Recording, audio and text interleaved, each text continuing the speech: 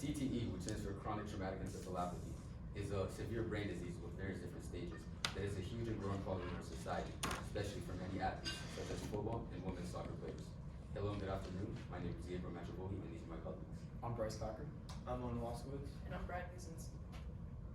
Our research question is, to what extent has the increase of CTE rates in the past 10 years impacted industries and gameplay of sports, such as professional football and women's soccer in the United States?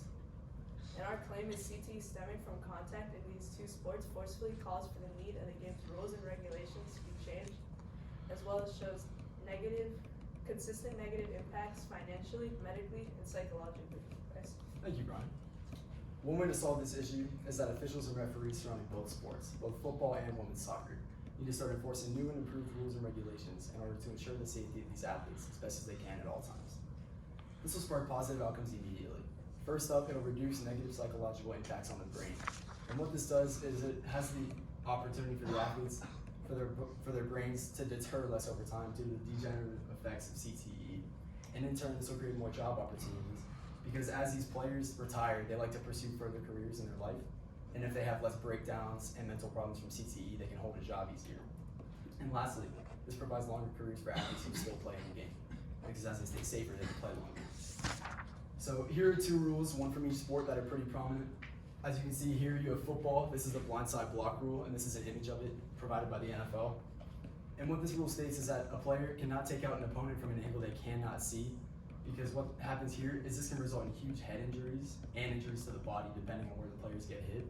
And it is proven by NFL Network that this rule, the enforcement of it, resulted in a 24% decrease of concussions overall from 2017 to 2018. So clearly it's doing a good job and very effective in helping out athletes. And in terms of soccer, this image, as you can see, has two girls heading the ball at the same time, resulting in a head collision. So this is why, in terms of the heading rule, now officials are heavily encouraging that only one girl would head the ball at the time to reduce the amount of impact. Because here, this head collision can result in a concussion, which can lead to CTE, which is a huge brain disease later in life. And in terms of mouthpieces, they also want players to wear mouthpieces as much as possible to help their head as much as they can. The Better Health Channel is a medical organization in London, and they state that they want mouthpieces preferably custom fitted at all times, because the better the mouthpiece fits you, it can help out your teeth and your brain as much as possible to reduce injury. And lastly, one more big rule from football is called the kickoff rule. And what this rule does, it was established in 2011 and it was refined in 2015. And what it does is it moves all kickoffs from the 30 to the 35-yard line, and all touchbacks go from the 20 to the 25-yard line. And what this does is it reduces the incentive of kick returners to try to run back a kickoff, because as proven by USA Today and the NFL Network, kickoffs result in the most concussions out of any play in the NFL. So as you can see from this graph, it has data obtained by USA Today. You start off with 275 concussions, and then the kickoff rule was refined, and it resulted in over 30 concussions less than the previous season. And here, despite the outlier season of a lot of concussions, they then enacted the blindside block rule, which resulted in almost 70 concussions from the prior season. And lastly, this quote by USA Today states, total kickoff returns fell by about 32% overall in the year 2011, which is when the rule was established. And what this did is that it brought down concussions on all plays by 12.5%. So this, as you can see, both of these rules, including the soccer rule, are helping athletes around the world and helping them stay safe. Brian? Thanks, Bryce. Athletes are affected financially due to the high cost of medical bills and the difficulty holding jobs. As you can see in this image from New York Times, it shows how the protein that causes CTE is way less in the people that have 0 head collisions than the people that have 68 plus. As you can see, the color in the brain is a lot higher in the people that have more head collisions, and it gets less as you go down. This shows how as CTE gets worse as you get more head collision, and it makes the cost caring for it higher and higher. As it damages your brain, it also weakens your memory and makes it difficult to hold a job because of the fact they can hire somebody with a stronger memory. As you can see in this graph over here, it shows how people that have CTE compared to people that have no CTE and have short education, the percentage is higher than the people that do not have CTE. And with higher education over here, the people that have CTE to the people that don't have CTE is even higher. Okay? Oh, my phone. Never mind. This is Fred McNeil, a linebacker for the NFL that unfortunately died of one of CTE's later stages known as dementia. He played in 2 Super Bowls, and retire. And when he retired, got an advanced law degree and practiced law. As CT started to progress in his brain, he eventually got worse and worse, and it became difficult for him to hold jobs. This affected him and his family because of the high costs it took to care for him, as well as the lack of income due to the lack of him having a job. Thank you, Brian. CT is impacting medical fields by causing more and more doctors to do research on CT. As you can see in this image, this is a normal brain with no nerve cell damage loss. This is mild CT, which is the first 2 stages of CT, when you start to lose more nerve cells. And this is severe CT, which is in the final 2 stages of CT, where there's major nerve cell damage loss, and the impacted patient has major health problems, such as dementia, and can eventually lead to more long-term effects.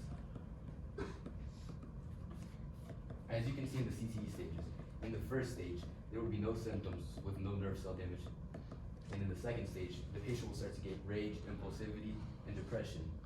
And in the third stage, as they start to lose more and more nerve cells, they can get confusion, memory loss, and which then leads to the 4th stage with major health problems that can cause advanced dementia or other health problems. So as the disease progresses, you start to get more and more health problems. And since there's still no known cure for CTE, they will have to do more research on CTE, or at least try and find some ways to help the symptoms. Owen? Thank you, Gabe. As stated before, professional football and women's soccer are huge sports, enduring many mental challenges, which eventually lead to concussions, which eventually leads to CTE. The psychological aspect of this problem can affect athletes for a lifetime. As you can see, beginning symptoms such as headaches, dizziness, and mood swings will occur. Then, as time goes on, lasting symptoms such as Alzheimer's, which is a memory loss disease, and Parkinson's disease, which stiffens up your body and makes your muscles move slower. And lastly, you may even have a shortened life expectancy. Now, the brain endures many mental challenges and damages during CTE. Leading back to professional football, Barbara Moran of Boston University School of Medicine states 99% of NFL players were found with CTE. With these percentages, it increases CTE rates exponentially. As you can see in this photo from Barbara Moran, it shows a healthy athlete with a brain and an athlete's brain with CTE. The athlete's brain with CTE has degenerate effects and damages on the top part. Now, as you can see, as this photo displays, it shows why women's soccer is more prone to have concussions over male. The women's brain has more sensitive areas, as you can see in the blue and the red, compared to the male brain. Because of all the damages and harm, there are many solutions that are needed, but they have limitations. The solutions include making MRI appointments once a month, donating money to research organizations that study CTE, and taking education courses that teach about CTE and how to stay safe on the field. But sadly, all of these do have limitations. As you can see, athletes are limited on time, and money might be tight for some of the players. And lastly, these courses are not always nationwide and are able to be taught by teachers. But all in all, CTE rates are climbing and solutions are needed. Thank you. Thank you.